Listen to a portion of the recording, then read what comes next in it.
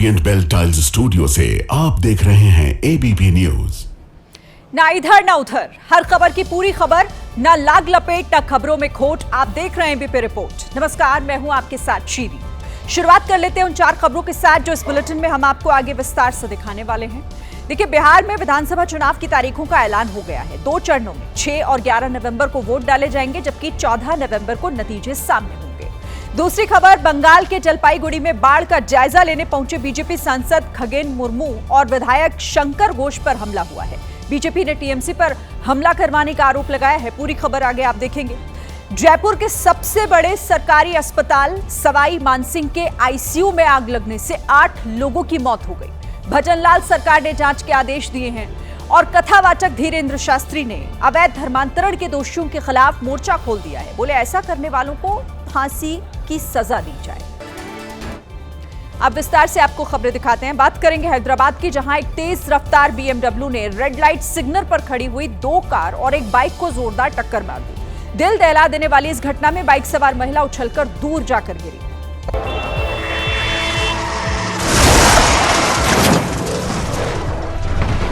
तेज रफ्तार बीएमडब्ल्यू का कहर हैदराबाद के नरसिंगी में देखने को मिला।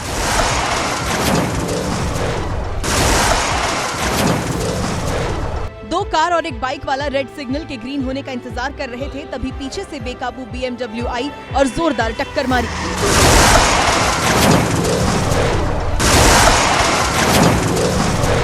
बीएमडब्ल्यू की टक्कर और फिर उछलकर दूर जाकर गिरने की वजह से बाइक सवार महिला गंभीर रूप से घायल हो गई। 2 कार और एक बाइक से टकराने की वजह से बीएमडब्ल्यू भी बुरी तरह क्षतिग्रस्त हो गई, लेकिन इसी दौरान वहां मची अफरा तफरी का फायदा उठाकर बीएमडब्ल्यू चला रहा शख्स मौके से फरार हो गया। पुलिस अब कार के नंबर प्लेट से मिली जानकारी के आधार पर बीएमडब्ल्यू चला रहे शख्स की तलाश में जुट गई है। उत्तर प्रदेश के मुजफ्फरनगर में ट्रक और कार की आमने सामने टक्कर हो गई। हादसा इतना भयानक था कि इस टक्कर में कार में मौजूद 2 लोगों की मौत हो गई, जबकि पति पत्नी गंभीर रूप से घायल हैं। हादसा ऐसा जिसको देखकर दिल की धड़कनें बढ़ जाएं। तेज रफ्तार कार की ट्रक से ऐसी टक्कर की पलक झपकते ही सब कुछ चकनाचूर हो गया। तस्वीरों को ध्यान से देखिए। पुल पार करते हुए एक ट्रक आता दिखा, तभी कार आई और हादसा हो गया। गलत लेन पर चलना और तेज रफ्तार होना इस हादसे की वजह बना, क्योंकि हादसे के वक्त ट्रक सड़क की बाईं ओर मध्यम गति से चल रहा था, लेकिन कार आई और सीधे ट्रक में जा घुसी। हादसे के वक्त कार में 2 भाई, एक चचेरी बहन और एक भाई की पत्नी थी। कर्नाटक के मंगलुरु में महिला को बचाने की कोशिश में एक मिनी बस पलट गई। अच्छी बात यह रही कि इस हादसे में महिला और मिनी बस में सवार सभी लोगों की जान बच गई। यह हादसा तब हुआ जब तेज रफ्तार मिनी बस के सामने अचानक एक महिला आ गई। उस महिला को बचाने के लिए ड्राइवर ने गाड़ी को मोड़ने की कोशिश की, लेकिन आगे मौजूद डिवाइडर से टकरा गई और फिर दूसरी तरफ जाकर सड़क पर पलट गई।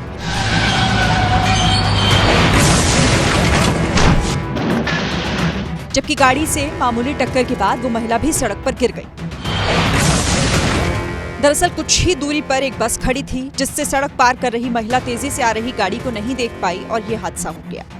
मिनी बस को पलटता देख लोग भागे भागे वहां पहुंचे और घायल लोगों को अस्पताल पहुंचाया। कर्नाटक के रायचूर में भीषण सड़क हादसा हो गया। इस हादसे में सगे भाई बहन की मौत हो गई, जबकि 2 साल का बच्चा मामूली रूप से घायल हो गया। ये हादसा इतना भीषण था कि देखने वालों की रूह कांप गई। कार से टक्कर के बाद बाइक कई फीट ऊपर उछली, जबकि उस पर सवार लोग उछलते हुए काफी दूर जाकर गिरे। वहीं बाइक को टक्कर मारने वाली कार बेकाबू होकर सड़क किनारे खड़ी दूसरी गाड़ी से टकराई और फिर पलट गई। यह हादसा तब हुआ जब सगे भाई बहन 2 साल के बच्चे के साथ बाइक से जा रहे थे, तभी सामने से तेज रफ्तार कार आई और उन्हें उड़ा दिया। इस हादसे में कार में सवार लोगों को भी हल्की चोटें आईं।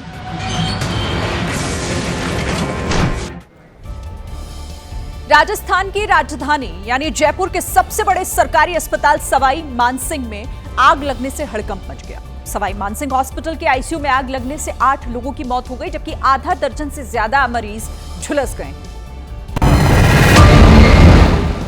सवाई मानसिंह अस्पताल के ट्रॉमा सेंटर में रात करीब 11 बजे आग लगी। आग इतनी तेजी से फैली कि आग की लपटें आईसीयू वार्ड से उठने लगी, जिसे देखकर दहशत फैल गई। आईसीयू से उठी आग की लपटों और धुओं को देखकर परिजन अस्पताल में भर्ती अपने मरीज की जान बचाने दौड़ पड़े। जान बचाने के लिए परिवार वाले बेड और गद्दा समेत अपने अपने मरीज को अस्पताल से निकाल कर भागे। परिजन अपने मरीज को बेड समेत अस्पताल से निकालकर सड़क पर ले आए, जिसके बाद सड़क पर बेड ही बेड नजर आने लगे। भीषण अग्निकांड के बीच अस्पताल प्रबंधन ने भी आईसीयू वार्ड में भर्ती मरीजों को दूसरी जगह शिफ्ट करना शुरू किया, लेकिन आग इतनी भीषण थी कि कई मरीजों को अपनी चपेट में ले लिया। जब तक फायर ब्रिगेड की टीम आग बुझाने के लिए सवाई मानसिंह हॉस्पिटल पहुंचती, तब तक तो 8 लोग बेड पर पड़े पड़े जल चुके थे। यह हादसा तो और भयंकर हो जाता, लेकिन एसएमएस थाना पुलिस के जवानों ने बहादुरी दिखाई और कई मरीजों की जान बचाई। भीषण अग्निकांड के बीच एसएमएस थाना पुलिस के ये जवान आग से घिरे आईसीयू वार्ड में घुस गए थे और इन्होंने 10 से ज्यादा मरीजों और आग के बीच फंसे परिजनों की जान बचा ली। लेकिन अपना फर्ज निभाते निभाते एसएमएस थाना पुलिस के कांस्टेबल वेदवीर सिंह, हरि मोहन और ललित खुद आग में झुलस गए। अब इन पुलिसकर्मियों को सांस लेने में दिक्कत हो रही है। अस्पताल के इमरजेंसी वार्ड में इनका इलाज चल रहा है, लेकिन एसएमएस थाना पुलिस के इन जवानों ने तब तक हार नहीं मानी जब तक इन्होंने आग के बीच फंसे लोगों को बाहर नहीं निकाल लिया। अस्पताल में भीषण अग्निकांड से 8 लोगों की मौत के बाद जब अस्पताल प्रबंधन की लापरवाही भी अब सामने आ रही है। अस्पताल में भर्ती मरीजों के परिजनों का आरोप है कि उन्होंने आग की लपटें उठने से 20 मिनट पहले धुआं निकलने की जानकारी स्टाफ को दे दी थी, लेकिन किसी ने उनकी बातों की तरफ ध्यान ही नहीं दिया। परिजनों का यहां यह भी आरोप है कि जब आग की लपटें तेजी से फैली और धुआं भरने लगा, तो डॉक्टर और कंपाउंडर खुद भाग खड़े हुए। किसी ने मरीजों को बचाने की कोशिश नहीं की। स्टाफ के भागने की वजह से आईसीयू में भर्ती केवल 4 से 5 मरीजों को ही बाहर निकाला जा सका और कई मरीज बेड पर पड़े पड़े ही जल गए और उनकी दर्दनाक मौत हो गई।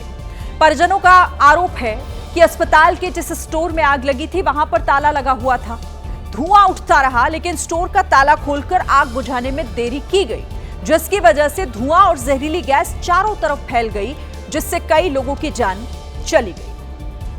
देखिए, अस्पताल में हुए इस भीषण अग्निकांड में किसी ने अपनी मां को खो दिया, तो किसी ने अपने पिता को। जिन लोगों की इस अग्निकांड में जान चली गई, उनके परिवार वालों ने सपने में भी ऐसा नहीं सोचा होगा कि जिस अस्पताल में वो इलाज कराने के लिए आए हैं, उस अस्पताल के स्टाफ की लापरवाही ही उनके अपनों की जान ले लेगी। ये जाने तो मेरी माँ फंसी पड़ी है अंदर। ये है जोगेंद्र सिंह। जोगेंद्र अपनी माँ का इलाज कराने आए थे, लेकिन जब जोगेंद्र की माँ उनकी आंखों के सामने जलने लगी, तो जोगेंद्र की माँ को बचाने कोई नहीं आया।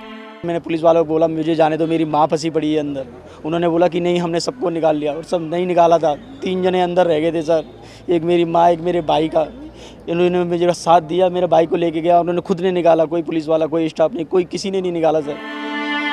जोगेंद्र की तरह आधा दर्जन से ज्यादा ऐसे परिवार हैं जिन पर दुखों का पहाड़ टूट पड़ा है। क्या हुआ था उस वक्त? किसी ने बचाया नहीं? किसी ने नहीं बचाया, कोई किसी को मदद नहीं की सर। कुछ 1-2 पेशेंट को निकाला, तो कुछ उसमें क्या कि वो आगे निकाल लिया, पीछे सब सबको ले गया।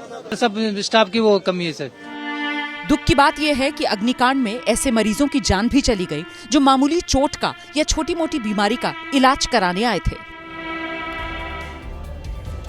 अस्पताल में जलकर मारे गए लोगों की दास्तान भावुक करने वाली है। प्रधानमंत्री नरेंद्र मोदी समेत पूरा देश पीड़ित परिवारों को सांत्वना देने में लगा हुआ है, लेकिन सवाई मानसिंह हॉस्पिटल के डॉक्टर्स और स्टाफ की करतूत लोगों का गुस्सा बढ़ा रही है।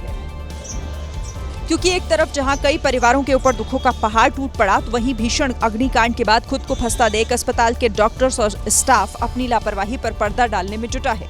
डॉक्टर्स और अस्पताल प्रबंधन ने सब कुछ अच्छा दिखाने के लिए पुराने गद्दे हटाकर बेड पर नए गद्दे बिछा दिए। पहले मरीजों को स्ट्रेचर नहीं मिलता था, लेकिन अब चमचमाते स्ट्रेचर तैयार रखे गए हैं। तमाम स्ट्रेचर यहाँ पर मौजूद हैं, इन पर गद्दा भी लगा हुआ है, सफेद चादरें भी बिछी हुई हैं। अस्पताल प्रबंधन सब कुछ अच्छा दिखाने में जुटा है, लेकिन लापरवाह बचने वाले नहीं हैं, क्योंकि अस्पताल में हुए भीषण अग्निकांड की जांच तेज हो गई है। साइलेंट हार्ट अटैक की घटनाएं बीते कुछ सालों में तेजी से बढ़ी हैं, लेकिन झारखंड के सिद्धगोड़ा में 2.5 साल के बच्चे की हार्ट अटैक से मौत की खबर ने सबको चौंका दिया है। जानकारी के मुताबिक सिर्फ 2.5 साल के रौनक की शनिवार को हार्ट अटैक से मौत हो गई। बताया गया कि दोपहर 12 बजे के करीब रौनक अपनी बहनों के साथ घर में ही खेल रहा था और खेलते खेलते वो अचानक से कमरे में आया और बेड पर सो गया। थोड़ी देर बाद जब मां ने रौनक को उठाने की, उसे जगाने की कोशिश की तो उसके शरीर में कोई भी हरकत नहीं हुई, जिसके बाद घरवाले 2.5 साल के बच्चे को लेकर पास के हॉस्पिटल पहुंचे। हॉस्पिटल के डॉक्टर ने रौनक को मृत घोषित कर दिया। डॉक्टर्स ने बताया कि रौनक की मृत्यु हार्ट अटैक की वजह से हुई है। इसके बाद घरवाले उसे लेकर टाटा मेन हॉस्पिटल पहुंचे, लेकिन वहां के डॉक्टर्स ने भी रौनक को मृत घोषित कर दिया। किसने सोचा था कि अक्टूबर के महीने में भी बारिश की वजह से बाढ़ जैसे हालात बन जाएंगे, लेकिन देश में ऐसा हो रहा है। पश्चिम बंगाल के दार्जिलिंग के बाद राजस्थान और बिहार में बादलों ने मुसीबत बरसाई है। बिहार के रोहतास में लगातार बारिश के बाद 10 से ज्यादा गांव के लोग इसी तरह पानी के बीच फंसे रहे। ड्रोन वीडियो में गांव के लोग मटमैले पानी के बीच से चलते हुए किसी तरह अपने घर आना जाना कर रहे हैं। इसी तरह राजस्थान के सीकर में भी बारिश ने जीना मुहाल कर दिया। सड़क पर पानी की वजह से सामान ढोने वाली गाड़ी पलट गई। तो वहीं दूसरे वीडियो में अंडरपास में भरे पानी में एसयूवी कार लगभग पूरी तरह डूबी हुई नजर आई। यूपी के फिरोजाबाद में उस समय अफरा तफरी मच गई जब सिरसा गेट स्थित एक टेंट हाउस में अचानक से आग लग गई। फिलहाल आग लगने की वजह साफ नहीं हो पाई है, लेकिन आग तेजी से फैल गई और पूरे टेंट हाउस को अपनी चपेट में ले लिया, जिसके बाद वहां से आग की ऊंची ऊंची लपटें निकलने लगी। आग लगने की जानकारी के बाद दमकल कर्मी मौके पर पहुंचे और आग बुझाने के काम में जुट गए, लेकिन आग पर काबू पाना आसान नहीं था, क्योंकि वहां टेंट के कपड़े, फर्नीचर होने की वजह से आग और भड़कती गई। कड़ी मशक्कत के बाद दमकल की 3 गाड़ियों ने आग पर काबू पाया। हालांकि आग में लाखों रुपए के टेंट, फर्नीचर और दूसरा सामान जलकर राख हो गया। अमेरिका के टेक्सास में एक होटल के अंदर ऐसी भयानक आग लगी कि उसकी लपटें दूर दूर तक लोगों को डरा रही थी। होटल की आग को देखते ही दूसरी बिल्डिंग्स तक भी वो आग देखते ही देखते पहुंच गई। उन बिल्डिंगों का सिर्फ स्ट्रक्चर दिख रहा था, बाकी का पूरा हिस्सा आग की लपटों के साथ राख होता गया। होटल के सामने से गाड़ी चला रहे लोगों ने जो वीडियो बनाए, उसमें फ्लाईओवर के नीचे आग का गोला बना वो होटल देखा गया। एक दूसरे वीडियो में फ्लाईओवर के ऊपर तक धुएं का गुबार देखने को मिला। इधर चीन में मातमोत चक्रवात की वजह से बड़ी तबाही मची। समंदर से उठे चक्रवाती तूफान ने चीन में तटीय इलाकों में रहने वाले लोगों को खूब डराया। चक्रवाती तूफान की वजह से इलाके में समंदर किनारे 200 किलोमीटर प्रति घंटे से ज्यादा की रफ्तार से हवाएं चली, जिसकी वजह से रास्ते पर चलना मुश्किल था। हवाओं के जोर ने न सिर्फ गाड़ियां बल्कि एक इवेंट के लिए लगाए गए ढांचे को भी तहस नहस कर दिया। तूफान के साथ आई बारिश से बचना भी मुश्किल था। कई जगह तो पानी गेट तोड़कर अंदर घुस गया। समंदर में भी खतरनाक लहरों ने कम तबाही नहीं मचाई। लहरों से कई बोट्स का बैलेंस बिगड़ा, इनमें से कुछ पलट गईं, तो कुछ बस पलटने ही वाली थी। तूफान की वजह से बिजली ठप हुई तो लोग लिफ्ट के अंदर फंस गए, जिनका रेस्क्यू किया गया। यूपी के रायबरेली में दलित युवक की पीट कर हत्या कर दी गई। अब इस मामले में सियासत तेज हो गई है। कांग्रेस ने योगी सरकार की कानून व्यवस्था को सवालों के बीच खड़ा कर दिया है। एक शख्स ने एक दलित युवक की गर्दन को पैरों से दबा रखा था और बाकी लोग इसकी बेरहमी से पिटाई कर रहे थे। इस दौरान इस शख्स ने राहुल गांधी का नाम भी लिया। राहुल गांधी, ये सब बाबा वाले आदमी है।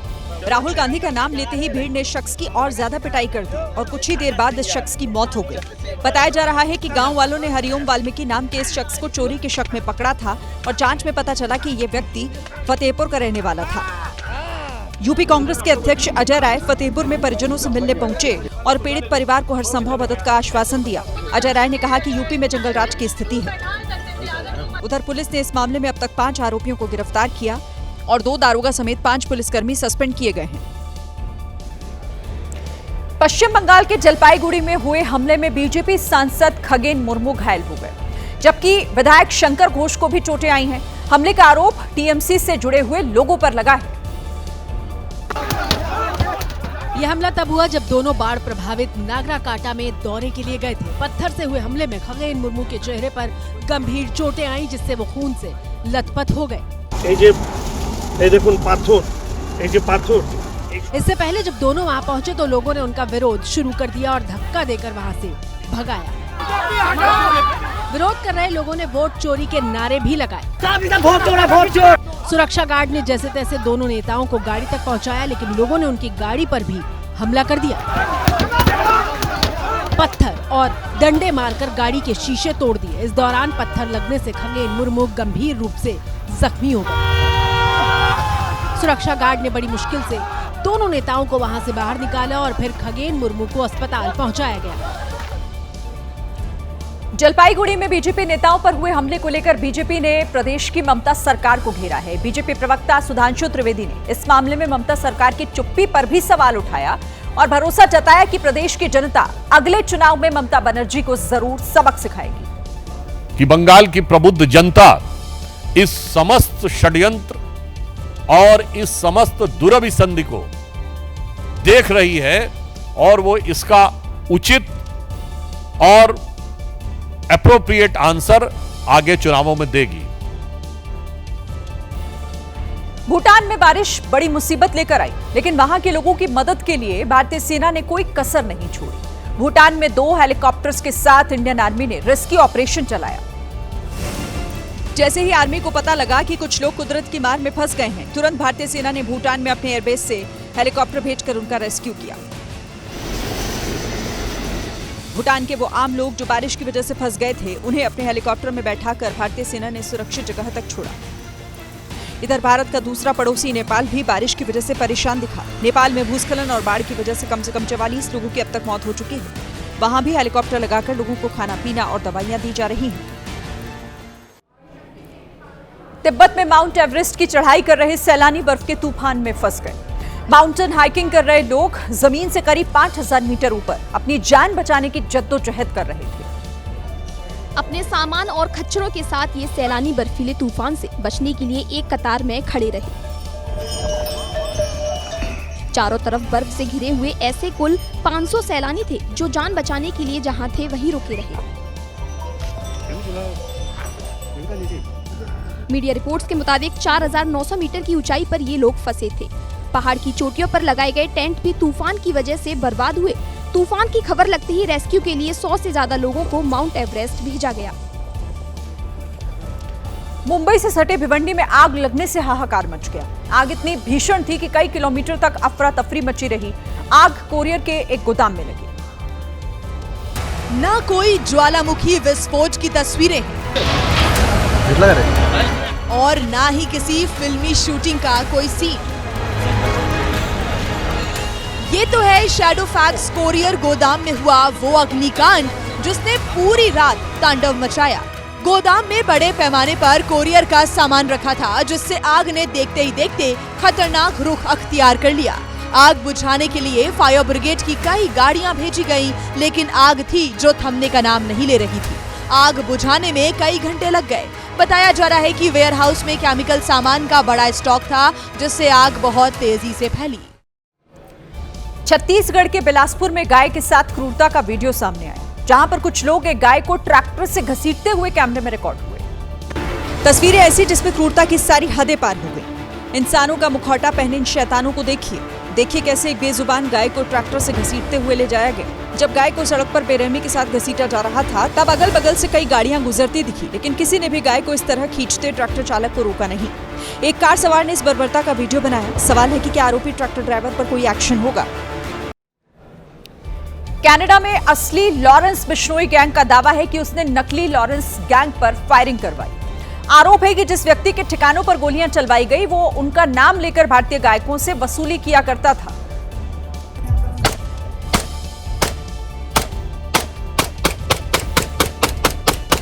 और इसीलिए लॉरेंस गैंग ने नवी तेसी नाम के व्यक्ति के अलग अलग ठिकानों पर गोलियां चलाई।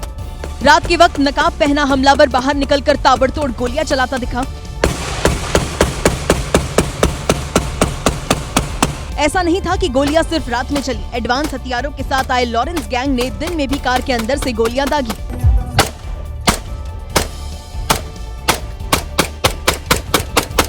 एक दूसरे वीडियो में गाड़ी के अंदर से ही एक स्टोर पर 4 बार गोलियां दागकर वो चले गए। फायरिंग करवाने वाले लॉरेंस गैंग के मेंबर फतेह पुर्तगाल ने सोशल मीडिया पर लिखा, नवी तेसी ने लॉरेंस बिश्नोई गैंग का नाम लेकर गायकों से जबरदस्ती 5 मिलियन वसूले हैं, इसलिए हम उसके पीछे पड़े हुए हैं। लॉरेंस गैंग ने कहा कि उनका तरीका गलत हो सकता है, लेकिन इरादा नहीं, वो मेहनती लोगों के पीछे नहीं पड़ते।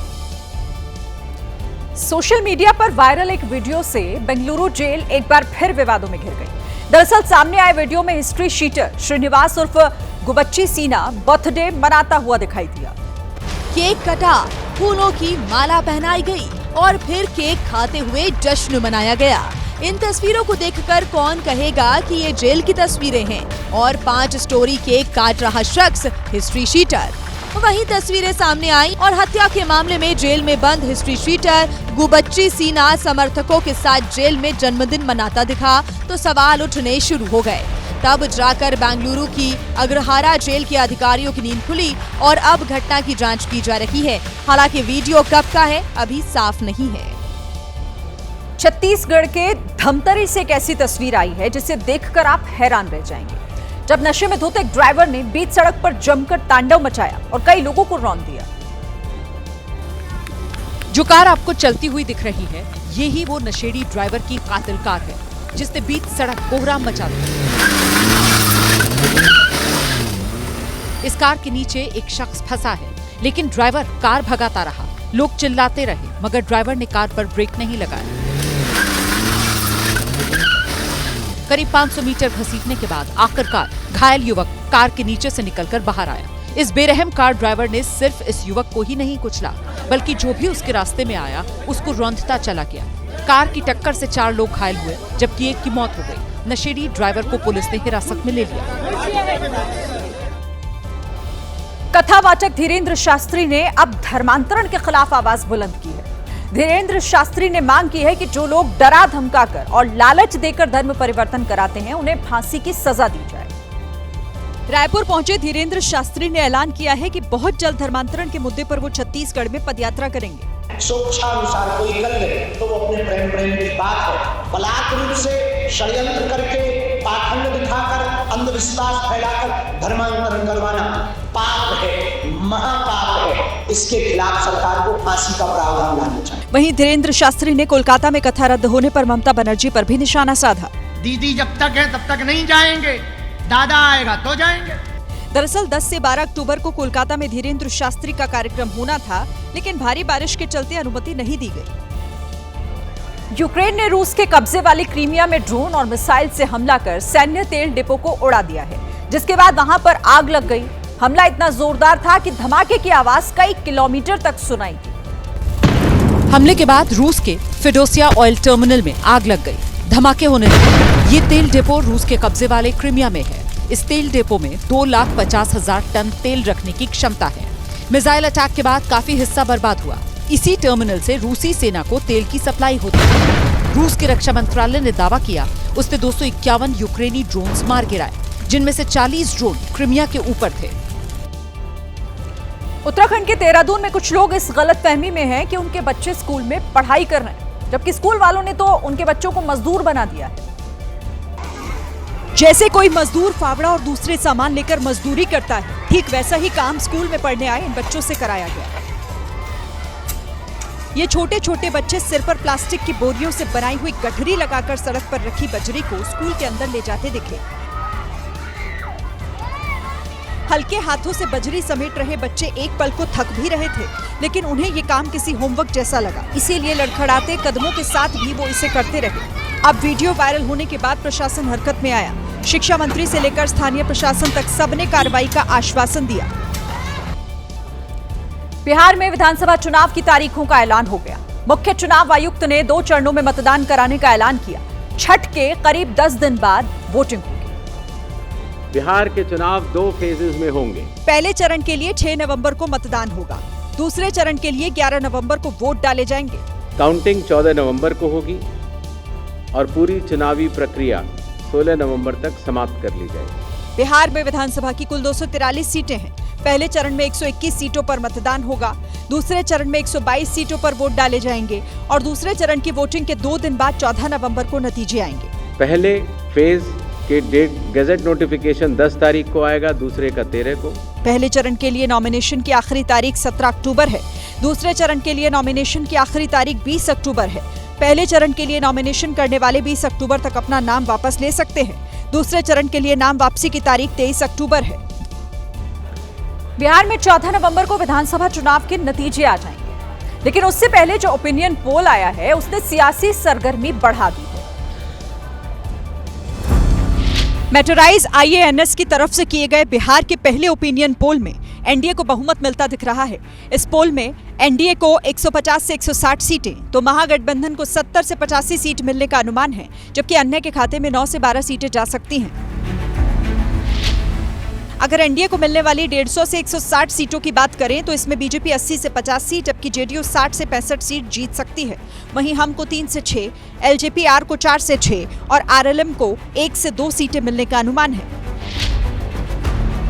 वहीं अगर महागठबंधन की बात करें तो इस ओपिनियन पोल में आरजेडी को 60 से 65, कांग्रेस को 7 से 10 सीट मिलने का अनुमान है। अगर वोट शेयर की बात की जाए तो एनडीए को 49%, महागठबंधन को 36%, जबकि अन्य को 15% वोट मिलता हुआ बताया जा रहा है। बड़ी बात यह है कि मुख्यमंत्री पद के लिए नीतीश कुमार अभी भी पहली पसंद बने हुए हैं। इस ओपिनियन पोल में सीएम पद के लिए नीतीश कुमार 42%, तो तेजस्वी यादव 15% लोगों की पसंद है, जबकि प्रशांत किशोर को 9%, चिराग पासवान को 8% और सम्राट चौधरी को 3% लोग सीएम बनता देखना चाहते हैं। इसके अलावा 23% लोग ऐसे हैं जो किसी और को मुख्यमंत्री पद पर देखना चाहते हैं। ओपिनियन पोल में एनडीए को बढ़त पर बीजेपी नेता और केंद्रीय मंत्री गिरिराज सिंह ने एबीपी न्यूज से बातचीत के दौरान क्या कहा, आइए आपको सुनवाते हैं। इस बार जो माहौल है वो माहौल है संकल्प का। बिहार की जनता ने संकल्प लिया है कि इस बार 2025, 225 और जो 2010 में आरजेडी की स्थिति थी उससे भी बुरी स्थिति होगी, 22 सीट थी। लेकिन इस सबके बीच में आप कह रहे हैं आरजेडी की 22 सीटें होंगी, हालांकि जो ओपिनियन पोल का आंकड़ा है 70 से 85 इंडिया ब्लॉक की दिखा रहा है। मैं इस पर कोई टिप्पणी नहीं करूंगा, मैं तो अपनी बात का। तो आप कह रहे हैं 225 का आंकड़ा आप दे रहे हैं, मतलब 90% सीटें। और क्या। तो बिहार में चुनाव की तारीखों का ऐलान हो गया है, लेकिन अभी तक इंडिया गठबंधन में सीट शेयरिंग को लेकर घमासान चल ही रहा है। सीएम फेस पर भी स्थिति साफ नहीं हो पाई है। तेजस्वी यादव के आवास पर लगातार महागठबंधन की बैठक के बाद भी इंडिया ब्लॉक ने अभी अपने सीएम फेस का ऐलान नहीं किया है, लेकिन आरजेडी का कहना है कि फैसला हो चुका है, जल्द ही आप प्रेस कॉन्फ्रेंस के माध्यम से प्रकाशित किया जाएगा, सब कुछ तय है। वहीं कांग्रेस ने सीएम फेस और सीट बंटवारे के सवाल पर कहा, महागठबंधन में पहले भी प्रत्याशी थे तेजस्वी प्रसाद यादव और अभी भी कोऑर्डिनेशन कमेटी के चेयरमैन हैं, तो इसमें कोई रॉकेट साइंस है? प्रॉब्लम एनडीए में ज्यादा है। कांग्रेस ने दावा किया कि सीएम फेस के साथ जल्द सीट शेयरिंग का ऐलान हो जाएगा। वीआईपी के राष्ट्रीय अध्यक्ष मुकेश सहनी ने कहा, दिक्कत है, सब हो चुका है। अनाउंसमेंट कब तक होगा सर? मुझे लगता है कि परसों ने तो तरसों हम कर देंगे। ठीक है, डिप्टी सीएम आप ही होंगे सर? शुभ शुभ बोलो यार, हम हैं, सरकार बनाएंगे, डिप्टी सीएम बनेंगे। ठीक है। इधर बिहार एनडीए में भी अभी तक सीट का बंटवारा नहीं हो पाया है, इसे लेकर मंथन जरूर चल रहा है। बीजेपी के चुनाव प्रभारी धर्मेंद्र प्रधान ने रविवार को सहयोगी दलों से सीट बंटवारे पर चर्चा की। एनडीए के सहयोगी और मंत्री जीतन राम मांझी ने 20 से 25 सीटों की मांग की है, जबकि पिछले विधानसभा चुनाव में मांझी की पार्टी को सिर्फ 7 सीटें मिली थी, लेकिन इस बार ज्यादा सीटों के लिए अड़े हुए हैं। अगर जुझारू साथी 20-25 अगर विधानसभा में हो जाए तो फिर डंका की चोट से जो हम कह रहे हैं बेटियों का एजुकेशन को हम फ्री कर देंगे। वहीं सीट शेयरिंग के सवाल पर बिहार बीजेपी के अध्यक्ष ने कहा, भारी बहुमत से सरकार बनाएगी। कब तक सीटों पर बंटवारा हो जाएगा? ये तो केंद्रीय नेतृत्व के पास। जेडीयू के संजय झा ने भी बीजेपी के प्रदेश अध्यक्ष की तरह सीट शेयरिंग पर कुछ साफ नहीं कहा। सवाल सीट शेयरिंग पर कब तक फैसला हो जाएगा? जल्द आ जाएगा। सीट शेयरिंग पर कब तक फैसला हो जाएगा? जल्द आ जाएगा। विधानसभा चुनावों की घोषणा से कुछ घंटे पहले बिहार को बड़ी सौगात मिली है। मुख्यमंत्री नीतीश कुमार ने पटना मेट्रो का शुभारंभ किया। मंगलवार से आम लोग पटना मेट्रो की सवारी कर पाएंगे। बिहार के सीएम नीतीश कुमार ने पाटलिपुत्र बस डिपो से फीता काटकर पटना मेट्रो का शुभारंभ किया। इस दौरान सीएम नीतीश कुमार के साथ बिहार के दोनों डिप्टी सीएम सम्राट चौधरी और विजय सिन्हा भी साथ मौजूद रहे और सभी ने पटना मेट्रो की सवारी की और मेट्रो के सफर का लुत्फ उठाया। पटना मेट्रो पहले चरण में 4 स्टेशनों के बीच चलेगी। ये पाटलिपुत्र ISBT से 0 माइल होते हुए भूतनाथ के बीच सुबह 8 बजे से रात 10 बजे तक चलेगी। पटना मेट्रो का किराया 15 रुपए से शुरू होगा।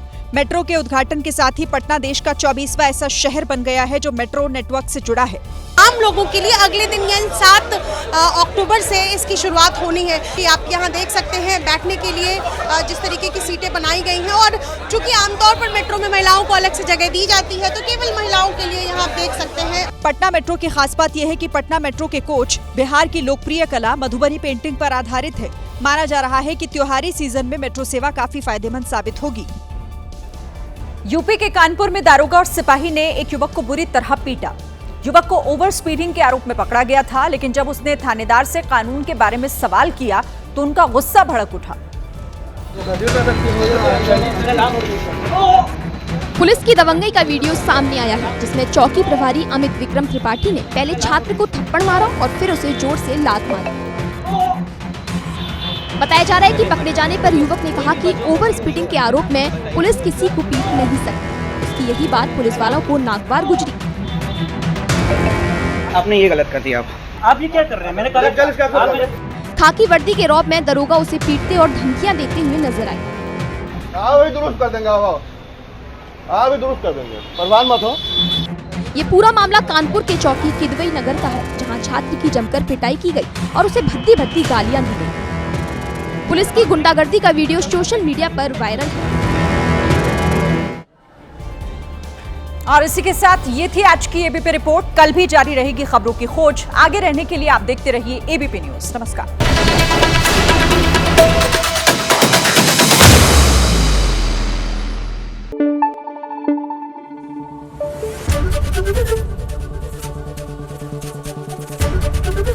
एबीपी न्यूज आपको रखे आगे।